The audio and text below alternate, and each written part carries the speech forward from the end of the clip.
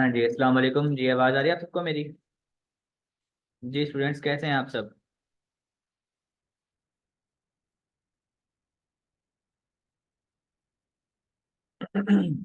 जी, आवाज़ ले रहे हैं आप सबको मेरी?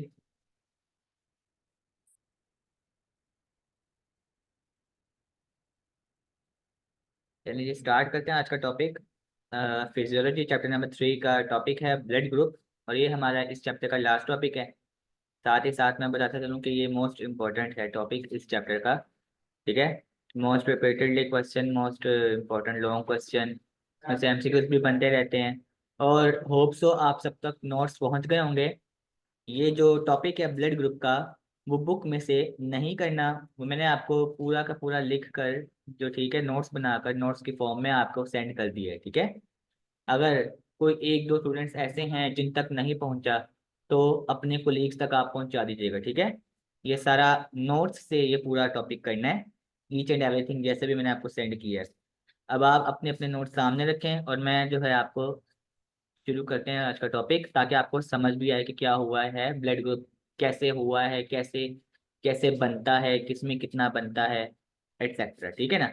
तो आप अपने नोट्स सामने रखें और आपको ये स्टार्ट करें हम आज का टॉपिक। अच्छा बेटा, ब्लड ग्रुप का जैसे कि हमने इंट्रो पहले भी प्रीवियस लेक्चर में किया था। तो ब्लड ग्रुप एक ऐसे करेक्टर्स होते हैं, ठीक है, जो बेसिकली बेसिकली ये हमारे जो पेरेंट्स हैं उनसे ट्रांसफर होते हैं ऑफस्प्रिंग यानी के बच्चों में। ठीक है ना? ट्रांसमिट होते हैं जीन्स और क्रोमोसोम के थ्रू। तो जैसा कि मैंने नोट्स में भी लिखा है कि डेफिनेशन एज इट इज, जिस तरह बुक में है इसी तरह ये पूरा का पूरा पैराग्राफ आपने डेफिनेशन की जो हेडिंग मेंशन करके ये आपने वहां पे मेंशन कर देना है। देन आता है टाइप्स।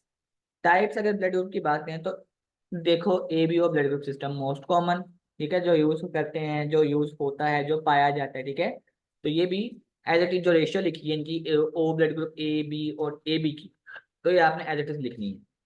अच्छा, तो क्या होता है कि इनके अलावा और भी जो है ब्लड ग्रुप पाए जाते हैं। अगर आप देखें तो मैंने नोट्स पे लिखा हुआ है ग्रेटर देन 30, यानी कि ब्लड ग्रुप के पी, लिविस, डफी, एमएनएस, ये सारे ब्लड ग्रुप के नाम हैं। ये सब के सब पाए जाते हैं, लेकिन मोर देन 30 जो होते हैं ब्लड ग्रुप्स पाए जाते हैं। लेकिन जो है होता है मोस्ट कॉमन एबीओ सिस्टम होता है, हमने स्टडी भी उसको करना है और मोस्ट यूजेबल वही है। ठीक है ना? आमतौर पर नजर आने वाला। तो और आरएच क्या होता है? आरएच बेसिकली एक ऐसा फैक्टर है जो शो करता है कि जो ब्लड ग्रुप है वो पॉजिटिव है ट्रेट का या नेगेटिव ट्रेट का है, वो किस करेक्टर का है, उसकी करेक्टरिस्टिक क्या है, पॉजिटिव या फिर नेगेटिव। तो ये तो होगी अब तक की तीन heading. Blood group, definition types और आरएच फैक्टर, जिसको आप आरएच ब्लड ग्रुप सिस्टम भी बोल सकते हो। ठीक है ना? तो उसके बाद चलते हैं एंटीजन और एंटीबॉडीज पे। एंटीजन और एंटीबॉडीज क्या होता है? एंटीजन मैंने आपको नोट्स भेज रखे हैं, आप लोग लिखा हुआ है कि बेसिकली फॉरेन सब्सटेंसेस हैं जो प्रेजेंट होते हैं आरबीसी की सरफेस पर। आरबीसी जो होते हैं रेड ब्लड सेल, उसकी सरफेस पर जो पाए जाते हैं वो एंटीजन होते हैं। ठीक है ना? बिल्कुल टॉप पे उसकी सरफेस पे होते हैं। और एंटीजन का ही दूसरा नाम होता है एग्लूटिनोजन। दोनों में जन आ रहा है तो आपने ऐसे याद रखना है कि दोनों का मतलब सेम है। एंटीजन और एग्लूटिनोजन दोनों एक ही मतलब है, दोनों एक ही नाम है। ठीक है ना?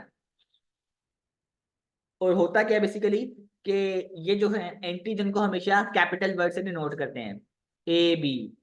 और एक बात आपने याद रखनी है कि जो ब्लड ग्रुप है, जो ब्लड ग्रुप होगा वही उसका एंटीजन होगा। अगर आप नोट्स पे देखें, जो मैंने एबीओ सिस्टम का टेबल बनाया हुआ है उसको अगर आप देखें, तो सिंपल सी बात है, जो ब्लड ग्रुप है वही उसका एंटीजन है। ठीक है ना? ये याद रखना है आपने। फिर बात चलती है एंटीबॉडीज पे। तो एंटीबॉडीज क्या होता है? एंटीबॉडीज बेसिकली आप कह सकते हो कि बर्थ में तो एब्सेंट होती है, और इसको हमेशा स्मॉल वर्ड से डिनोट करते हैं, स्मॉल ए स्मॉल बी। ठीक है ना? और ये एंटीजेंस के सॉरी ब्लड ग्रुप्स के ऑपोजिट होती हैं। ब्लड ग्रुप ए होगा तो एंटीजन बी होगा, एंटीबॉडी सॉरी। अगर ब्लड ग्रुप ए है तो एंटीबॉडी बी होगी और उसको स्मॉल बी लिखेंगे। अगर ब्लड ग्रुप बी होगा तो एंटीबॉडी ए लिखेंगे और वो स्मॉल में। समझ आ गई ये बात? अब देखना ये है कि एंटीजन और एंटीबॉडी कब कब पाए जाते हैं बॉडी के अंदर, कब बनते हैं, इनका टाइम ड्यूरेशन क्या है।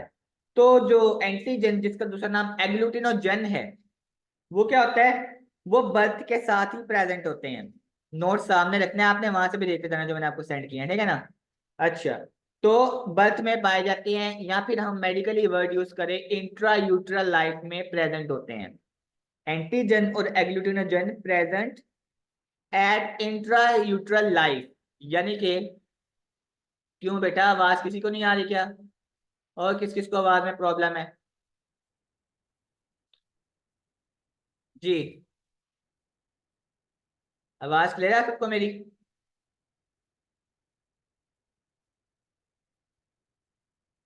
हाँ जी।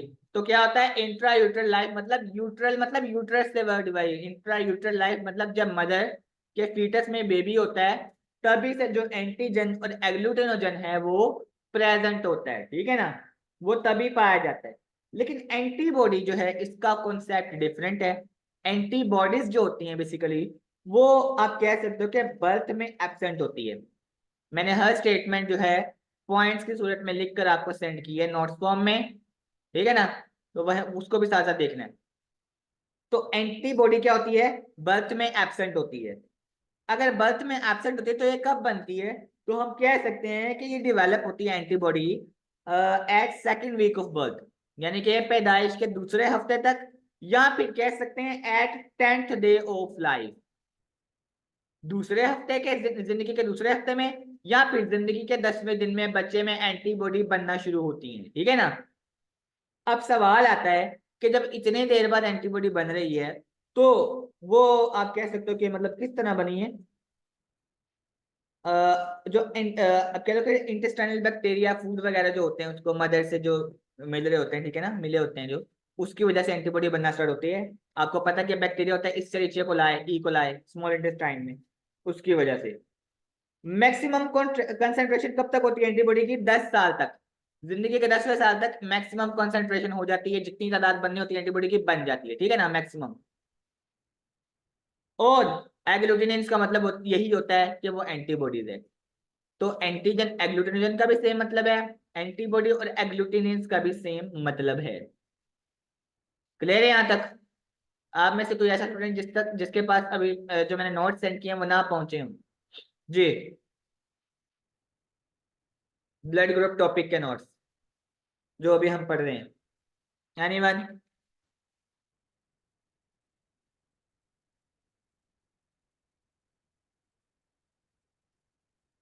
आई थिंक बॉयज के पास नहीं है।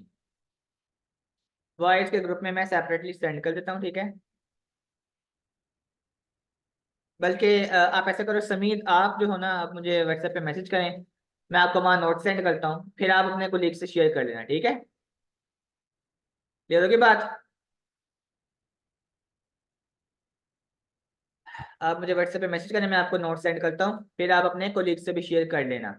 और गर्ल्स के पास तो पहुंच ही गए हैं सब तक, ठीक है ना। अभी कर लो मैसेज, ताकि आप साथ साथ देख भी लो, मैं आपको सेंड कर देता हूँ।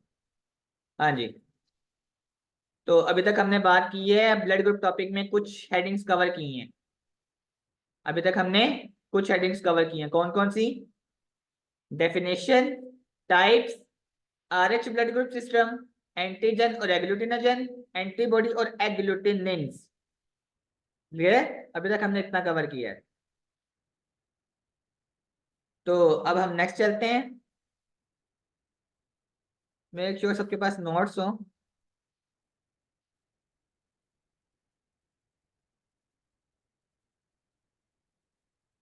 मैं जरा सेंड कर दूं आपको।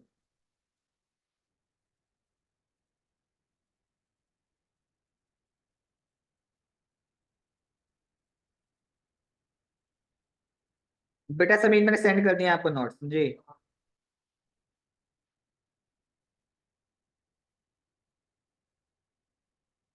समीर बेटा, मैंने आपको व्हाट्सएप पे नोट्स सेंड कर दिए ब्लड ग्रुप टॉपिक के, आप चेक कर लें, और साथ ही अपने कोलीग को भी शेयर कर दें। और अभी भी अपने सामने जो है ओपन करके रखें, ताकि आपको समझने में टॉपिक आसानी हो, ठीक है। मेरी तरफ से सेंड हो चुके हैं, आप देख लीजिएगा। अच्छा। तो अब चलते हैं नेक्स्ट पार्ट पे। अब हमने करना है ABO system, ABO blood group system. तो ये एबीओ ब्लड ग्रुप सिस्टम का हमने बेसिकली टेबल बनाना होता है, ठीक है ना। टेबल का नाम होता है लैंड स्टीनर लॉ। तो MCQs, ABO blood group system is known as Landsteiner law. Landsteiner एक साइंटिस्ट था, उसने इस टेबल का शो ऑफ करवाया था, इस टेबल को प्रेजेंट किया था, लॉ प्रेजेंट किया था, इसलिए लैंड स्टीनर लॉ, ठीक है। अच्छा जी, अब जो पहला कॉलम है जीनोटाइप का, अभी के लिए आप वो इग्नोर करें। आगे जो तीन कॉलम है ब्लड ग्रुप, एंटीजन और एंटीबॉडी, इसको फोकस करें। जी, सब देख रहे हैं नोट्स अपने।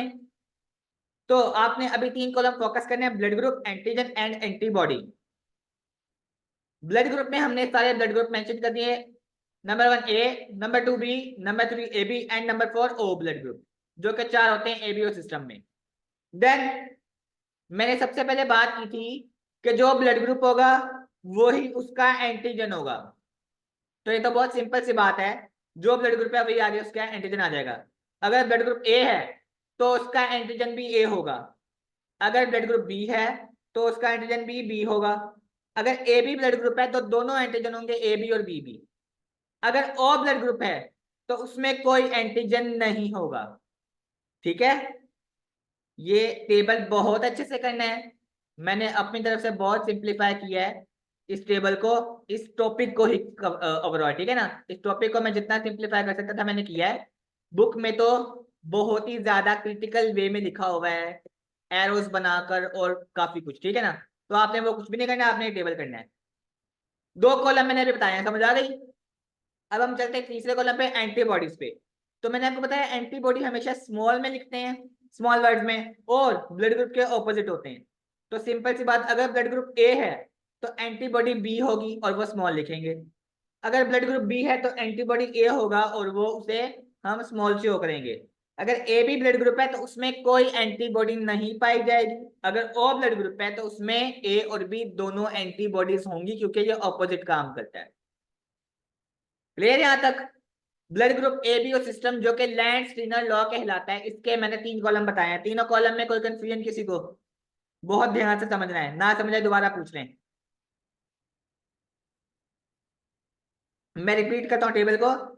टेबल का नाम है एबीओ ब्लड ग्रुप सिस्टम, जिसको हमने टेबुलेशन फॉर्म में प्रेजेंट करना होता है, टेबल फॉर्म में। अच्छा, अब इस टेबल का नाम, इस टेबल को जाना जाता है लैंड स्टीनर लॉ के नाम से, क्योंकि लैंड स्टीनर का एक साइंटिस्ट था, उसने इस लॉ को शो ऑफ करवाया था। ब्लड ग्रुप, एंटीजन, एंटीबॉडी, तीन कॉलम को पहले समझना है। जीनोटाइप वाले फर्स्ट कॉलम को अभी छोड़ना है, ठीक है। जो ब्लड ग्रुप है हमने वहां मेंशन कर दिए, ए बी, ए बी और ओ। अब जो ब्लड ग्रुप है वो ही उसका एंटीजन होगा, यानी कि अगर ब्लड ग्रुप ए है तो उसका एंटीजन ए ही है। अगर ब्लड ग्रुप बी है तो उसका एंटीजन बी। अगर ए बी ब्लड ग्रुप है तो उसमें दोनों एंटीजन ए और बी पाए जाएंगे। अगर ओ ब्लड ग्रुप है तो उसमें कोई एंटीजन नहीं होगा, ठीक है। देन आता है एंटीबॉडी का बात। एंटीबॉडी ऑपोजिट होती है ब्लड ग्रुप के और स्मॉल लेटर्स में शो करते हैं इसे। अगर ए ब्लड ग्रुप है तो बी एंटीबॉडी और वो स्मॉल में लिखेंगे। अगर बी ब्लड ग्रुप है तो एंटीबॉडी ए होगी। अगर ए बी ब्लड ग्रुप है तो उसमें कोई एंटीबॉडी नहीं पाई जाती। और अगर ओ ब्लड ग्रुप है तो उसमें ए और बी दोनों एंटीबॉडीज होती हैं। ये टेबल एज इट इज याद करना है। समझ आ गई तेरी सबको? जी,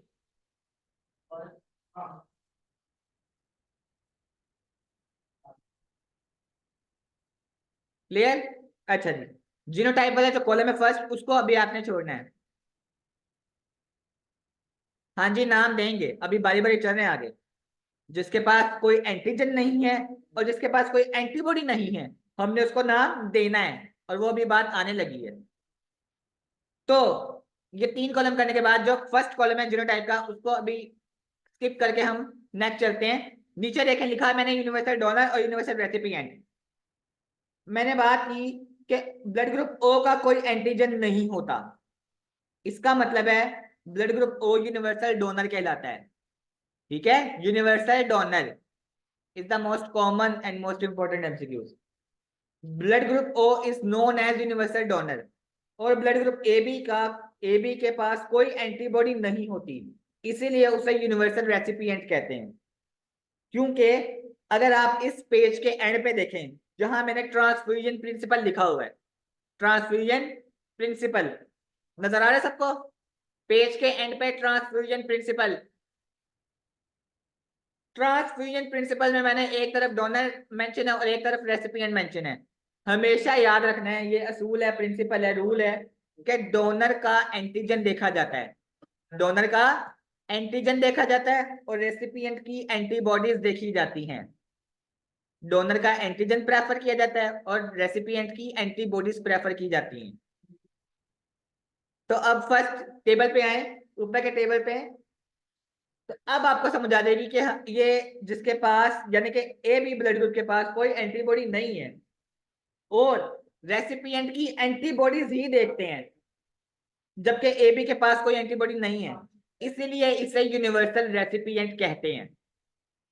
ठीक है। On the other hand donor के लिए हम एंटीजन देखते हैं, डोनर के लिए एंटीजन प्रेफर किया जाता है। ओ ब्लड ग्रुप के पास कोई एंटीजन नहीं होता, इसीलिए उसे यूनिवर्सल डोनर कहते हैं, ब्लड ग्रुप ओ को। समझ आ गई सबको क्या एक्सप्लेनेशन है, किस तरह समझना है बात को, और इसी तरह प्रेजेंट करना है आपने ईच एंड एवरी हेडिंग जो मैंने लिखी हुई है, ठीक है ना, जो मेंशन है नोट्स के ऊपर। यहां तक क्लियर है सबको? अब यूनिवर्सल डोनर, यूनिवर्सल रेसिपिएंट और ट्रांसफ्यूजन प्रिंसिपल के जो रूल है, डोनर का एंटीजन प्रेफरेबल और रेसिपिएंट की एंटीबॉडीज प्रेफरेबल। ओके जी, अच्छा जी, अब चलते हैं जीनोटाइप और फिनोटाइप की हेडिंग पर के इनको शॉर्ट फॉर्म में हमने मतलब बताना कि होता क्या है। तो जीनोटाइप कहते हैं ये ऐसी टर्म है refers to the genetic characteristics of an organism. Genes की बात कर रहे हैं हम, जीनोटाइप स्टैंड फॉर जीन्स, यानी कि उसको जेनेटिकली विरासत में उसकी क्या कैरेक्टरिस्टिक्स हैं जीन्स में, तो वो होता है जीनोटाइप। और फिनोटाइप का मतलब होता है फिजिकली कैरेक्टरिस्टिक्स, वो किस तरह बिहेव करता है, वो है physical characteristics phenotype. Easy, clear है? अब आ जाएं अगेन लैंड स्क्रीनर लॉ यानी कि एबीओ सिस्टम के टेबल पर और उसके पहले कॉलम का जीनोटाइप पर। अब हमें देखना है अगर दोनों तरफ से मदर से भी और फादर से भी ब्लड ग्रुप ए आ गया, मदर का भी ब्लड ग्रुप ए है और फादर का भी ब्लड ग्रुप ए है, तो जीनोटाइप क्या होगा? ऑफस्प्रिंग में, चिल्ड्रन में, नियोनेट्स में जीनोटाइप क्या होगा? उसके 90% पॉसिबिलिटी है कि उसका जीनोटाइप ए भी हो सकता है और ए ओ भी हो सकता है, मतलब दोनों उसमें ए भी आएंगे, जब आएंगे तो दोनों ही ए उसमें एब्जॉर्बेबल होंगे और ए के अलावा ए ओ भी, वो यानी कि फ्यूचर में जब उसे ब्लड ट्रांसफ्यूजन की जरूरत पड़ेगी तो वो ए अपने ले सकता है और ओ ब्लड ग्रुप भी ले सकता है, ए और ए ओ उसकी जीनोटाइप में आएगा। क्लियर? समझ आइए बात, ये कॉन्सेप्ट। फिर है अगर दोनों तरफ से बी आ रहा है, मदर से भी फादर से भी, तो उसकी possibility same as compare to A होगी, उसमें भी बी बी और बी ओ उसकी जीनोटाइप बनेगी, बी बी और बी ओ ये उसकी जीनोटाइप बनेगी। अगर ए बी ब्लड ग्रुप है यानी कि A B blood group, father का ए है मदर का बी है, या मदर का बी है मदर का ए है फादर का बी है, तो उसकी जीनोटाइप उसकी जीन्स में क्या होगा? ए बी जीनोटाइप होगी उसकी, यानी कि वो ए भी लगवा सकता है और बी भी लगवा सकता है। मैं पूरा पढ़ा दूं फिर रिपीट करवाता हूँ आपको। अब जिसका ब्लड ग्रुप ओ है तो उसकी जीनोटाइप है कि ओ ओ ब्लड ग्रुप ही सिर्फ वो अहल होगा लगवाने के, ठीक है ना? हाँ जी, अब बताएं क्या समझ नहीं आई जीनोटाइप में। टेबल के फर्स्ट कॉलम में एबीओ सिस्टम का कंप्लीट टेबल अब कंप्लीट हुआ है।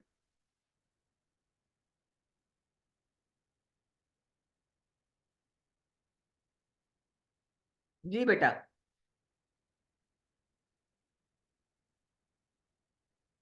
मैंने बताया है जीनोटाइप हमने जीन्स की कैरेक्टरिस्टिक देखने, जीन्स की कैरेक्टरिस्टिक्स, जीन्स में वो क्या एब्जॉर्ब करेगा, उसके फ्यूचर में क्या पॉसिबिलिटी है कि वो कौन सा ब्लड ग्रुप जो है फ्यूचर में लगवा सकता है जब उसको जरूरत हो। अगर मदर का ब्लड ग्रुप भी ए है और फादर का ब्लड ग्रुप भी ए है, तो सिंपल सी बात है कि ऑफस्प्रिंग में यानी कि बेबी में ए ब्लड ग्रुप तो आएगा, ठीक है ना। तो उसकी जीनोटाइप क्या बनेगी, ए और ए ओ, यानी कि दोनों तरफ से ए आया तो दोनों ही ए उसमें अब्जॉर्ब होंगे। दूसरी तरफ ए ओ, यानी कि ऐसा पर्सन ओ ब्लड ग्रुप भी लगवा सकता है जिसके दोनों जीन्स में ए हो, तो उसकी जीनोटाइप हम ए और ए ओ करार देते हैं। अब समझ आइए, जीन्स की बात करें जेनेटिकली, और अगर मदर का on the other hand blood group B में, अगर मदर का ब्लड ग्रुप बी है और फादर का ब्लड ग्रुप बी ही है, तो फिर उसकी पॉसिबिलिटी क्या होगी, उसकी पॉसिबिलिटी जीनोटाइप की होगी कि बी और बी ओ, या तो वो ब्लड ग्रुप बी लगवा सकता है या फिर ब्लड ग्रुप ओ लगवा सकता है, ठीक है। शर्त यह है कि दोनों बी ही हो उसके जीन्स में, जीनोटाइप में, मदर और फादर में। फिर है A B blood group. A B blood group, A B blood group में क्या है, ए बी ब्लड ग्रुप में उसकी जीनोटाइप होगी या तो ए या बी, इन दोनों के अलावा और कोई नहीं लगवा सकता। फिर O blood group, O blood group वाला सिर्फ ओ ही लगवाएगा, उसकी जीनोटाइप में ओ ही आएगा। अगर मदर से भी ओ आया, फादर से भी ओ आया, तो उसकी पॉसिबिलिटी ओ तक ही ठहरेगी। ओ ब्लड ग्रुप मिलना जो आपको पता है कैसा होता है, तो उसकी जीनोटाइप ओ कंसिडर होती है। ये पूरा का पूरा टेबल कहलाता है लैंड स्टीनर लॉ, और पूरा टेबल अब कंप्लीट हुआ है। पूरे टेबल में अगर किसी को कोई बात नहीं समझ आई तो पूछ सकते हैं जी। अभी बात हमारी कंप्लीट हुई है एबीओ ब्लड ग्रुप सिस्टम की, यहां तक।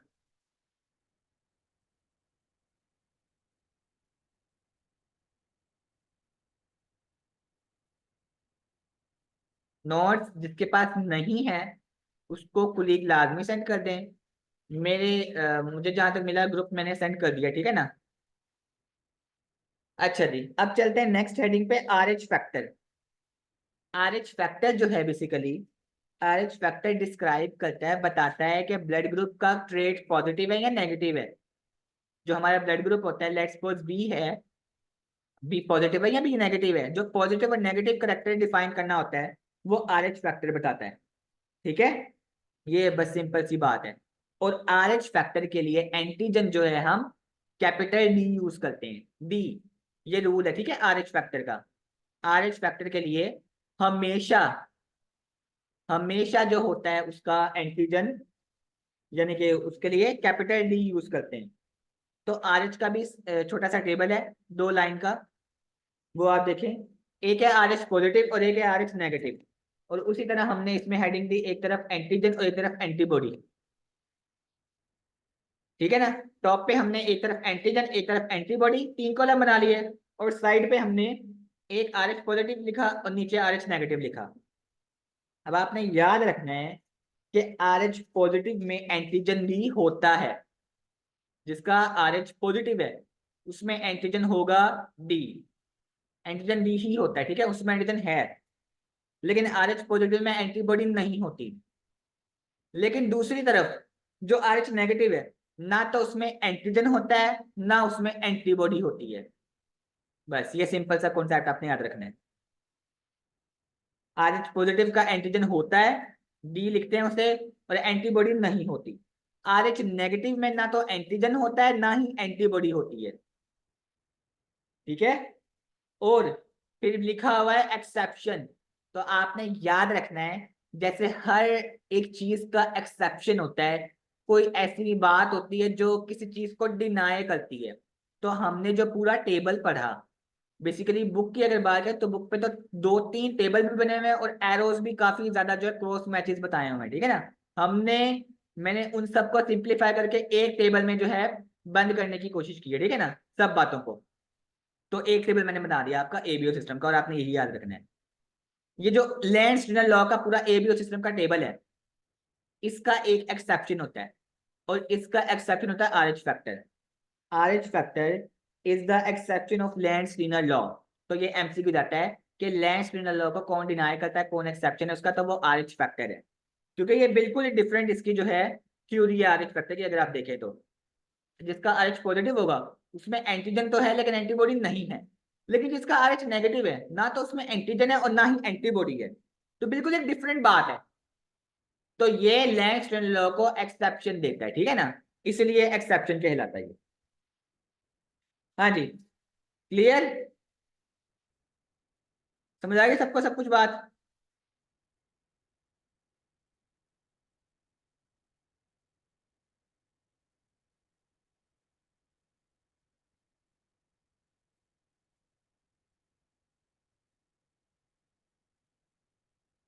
अच्छा जी, अब हमें देखना है कि सिंपल सी बात आपने याद रखनी है, अगर ट्रांसफ्यूज गलत हो जाए तो क्या होता है, ब्लड ट्रांसफ्यूजन अगर गलत हो जाए तो क्या होता है। अच्छा बात है, मैंने एक लिखा हुआ है बॉम्बे ब्लड ग्रुप, ठीक है ना, बॉम्बे ब्लड ग्रुप। अब देखो किसी का ब्लड ग्रुप ए है, उसको ब्लड ग्रुप ए ही लगाया, तो ठीक है कोई नहीं हुआ, ठीक है ना, कोई रिएक्शन नहीं होना बनता, हुआ ही नहीं और होना भी नहीं चाहिए। जिसका ब्लड ग्रुप बी है उसको बी लगा दिया, जिसका ब्लड ग्रुप ओ है उसको ओ लगा दिया।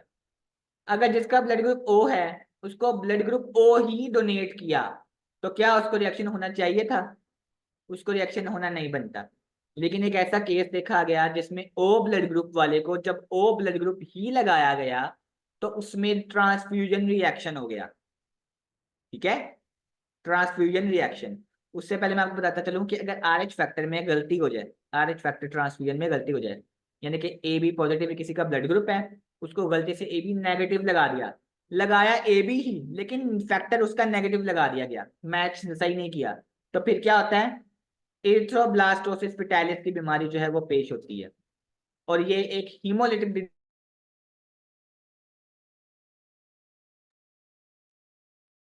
ये बेटा आवाज आ रही है, आवाज क्लियर है सबको। अच्छा जी, तो मैं बताया था कि एरिथ्रोब्लास्टोसिस फिटालिस की बीमारी होती है जिसका मतलब होता है haemolytic disease of newborn.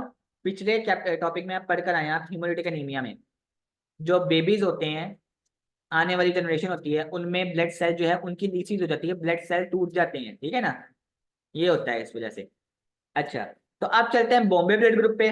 Bombay blood group क्या होता है, ये एक ब्लड ग्रुप है जो डिस्कवर हुआ बॉम्बे में, इसीलिए इसका नाम बॉम्बे ब्लड ग्रुप रख दिया गया। ब्लड ग्रुप का जब लेंथी क्वेश्चन आ जाए, लॉन्ग क्वेश्चन, तो जितना मैंने 3 पेजेस का आपको नोट सेंड किए ये पूरा एक टॉपिक है, आपने स्टार्ट से लेकर एंड जहाँ पे नोट्स हो रहे हैं वहां पे वहां तक लिखना है, और एमसीक्यूज तो बनते भी बेशुमार है इसमें से, ठीक है ना। अच्छा जी, ये बॉम्बे ब्लड ग्रुप क्या था, एक ओ ब्लड ग्रुप टाइप का ब्लड ग्रुप था, ठीक है, उसमें एच जीन एब्सेंट थे। क्या मतलब, जब ओ ब्लड ग्रुप को ओ ब्लड ग्रुप ही लगाया गया तो उसमें रिएक्शन क्यों हुआ, अब हमने वो समझ रहे हैं। कहते हैं ब्लड ग्रुप में एक एच जीन होता है, एच जीन का मतलब होता है कॉम्प्लेक्स ओलिगोसेक्राइड, मतलब basic precursor substances blood blood में पाए जाते हैं, वो कौन से होते हैं, complex oligosaccharide, main 3 to 10 sugar molecules, ये होना जरूरी है ब्लड के अंदर। अच्छा, तो ए जीन में क्या हुआ, ए जीन वालों ने अपने अंदर वो एब्जॉर्ब किया ओलिगोसेक्राइड को, बी जीन ने भी शुगर टर्मिनल मॉलिक्यूल एब्जॉर्ब किए, शुगर मॉलिक्यूल ओलिगोसेक्राइड वगैरह एब्जॉर्ब कर लिए। जो नो जीन था, यानी कि ना तो ओ ब्लड ग्रुप ना O blood group, sorry B blood group, यानी कि ओ ब्लड ग्रुप वाले ने वो एब्जॉर्ब नहीं किया, इस वजह से किसी बीमारी की वजह से कोई उसको एनीमिक कॉम्प्लिकेशन चली थी, कोई भी बीमारी चल सकती है उसको एनीमिया वाली, megaloblastic anaemia, iron deficiency, haemolytic sickle cell anaemia, कुछ भी, किसी बीमारी की वजह से उसके ब्लड ग्रुप ने, उसके ब्लड सेल्स ने जो बेसिक प्रिकर्सर सब्सटेंस तरीके एच जीन यानी कि कॉम्प्लेक्स ओलिगोसेकेराइड थी वो एब्जॉर्ब नहीं की, इसीलिए जब ओ ब्लड ग्रुप वाले को उसका ओ ब्लड ग्रुप लगाया गया तो रिएक्शन हो गया, क्योंकि दिखने में तो दोनों ओ ब्लड ग्रुप ही थे, लेकिन जिससे रिएक्शन हुआ उसके ब्लड के अंदर ओलिगोसेकेराइड एब्सेंट थे, शुगर मॉलिक्यूल्स एब्सेंट थे, एच जीन एब्सेंट था। नॉर्मल ओ ब्लड ग्रुप अपने अंदर कंटेन करता है एच जीन, ठीक है ना, एच जीन उसके अंदर कंटेनिंग होता है। अफेक्टेड ओ ब्लड ग्रुप में क्या था, डेफिशिएंसी थी एच जीन की, या कॉम्प्लेक्स ओलिगोसेकेराइड की डेफिशिएंसी थी किसी भी ब्लड कॉम्प्लिकेशन की वजह से, इसलिए उसमें ट्रांसफ्यूजन रिएक्शन हो गया। ये था हमारा पूरा टॉपिक ब्लड ग्रुप का, और अब आपके फिजियोलॉजी के चैप्टर 3 चैप्टर कंप्लीट हो गए हैं। आज के टॉपिक में लेक्चर में किसी को भी कोई बात नहीं समझ आई तो पूछ सकते हैं जी, एनीवन।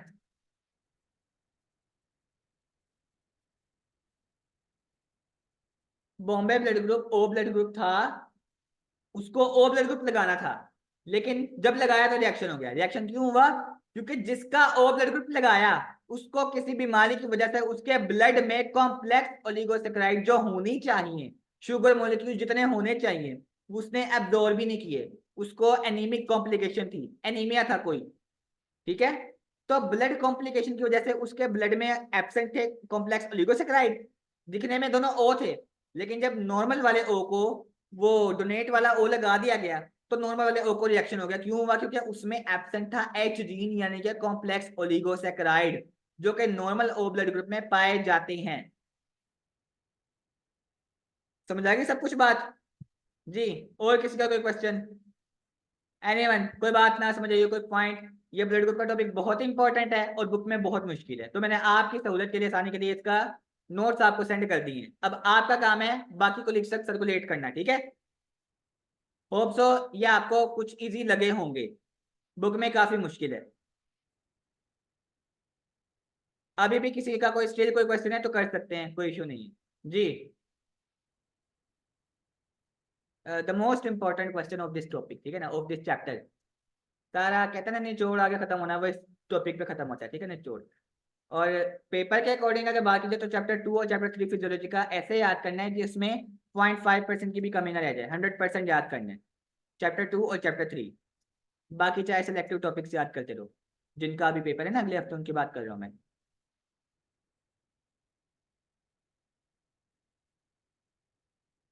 जी बेटा, क्लियर है सबको?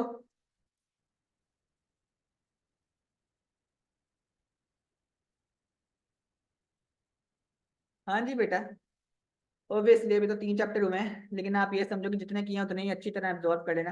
आपका काम ही बहुत शुरू हुआ है, लेक्चर्स बहुत लेट स्टार्ट हुए हैं। खैर, जितना मैंने स्पीड पकड़ी थी, जितनी मुझे पकड़नी चाहिए थी स्पीड, आपके माइंड के हिसाब से, आपके सिलेबस के हिसाब से उतना किया है। उसको अच्छे से करना, और हो सके तो और भी अपनी तरफ से कर लेना। ठीक है ना? बेटा किसी को नहीं समझ आया टेबल या कुछ भी, कोई भी और चीज़ एक्सेट्रा, तो पूछ सकते हैं आज के टॉपिक का।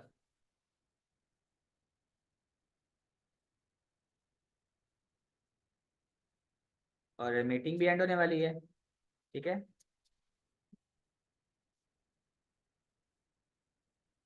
जी जी बोलें। टेस्ट है बेटा आप लोगों का आज? टेस्ट कौन सा है आपका?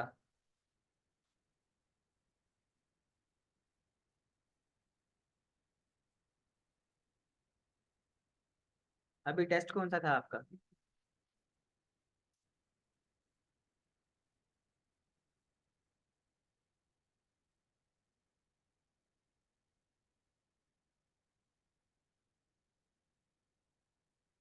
अब बेटा ऐसे अचानक से ही पेपर आने होते हैं, मैं इसलिए कहता हूँ कि तैयारी होनी चाहिए, पहले से तैयारी करनी चाहिए। ठीक है ना? पेपर अचानक से ही आने होते हैं, तो तैयारी करें अब आप लोग। ठीक है, लेक्चर लें और तैयारी करें। पुराने स्टूडेंट्स वो टेस्ट को स्किप कर दें आज के। ठीक है, अब टेस्ट को स्किप करें और तैयारी करें अच्छे से।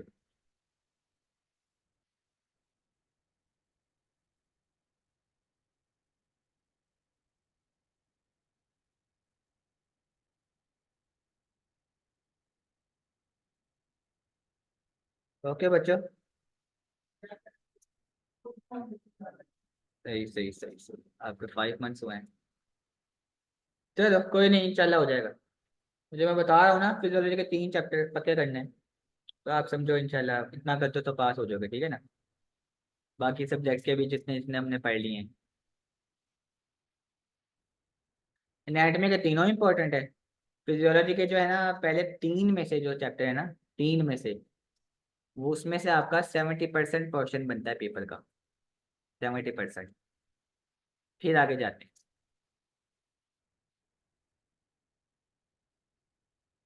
सेम माइक्रोबायो का भी यही सेंस है, उसके भी यही सेंसेस हैं। उसके भी पहले पहले चैप्टर्स को उठाया जाता है पेपर्स के लिए। ठीक है ना? मोस्टली पहले 5 पहले 6 इस तरह, लेकिन आप लोगों ने भी 4 4 पढ़े हैं, ठीक सो।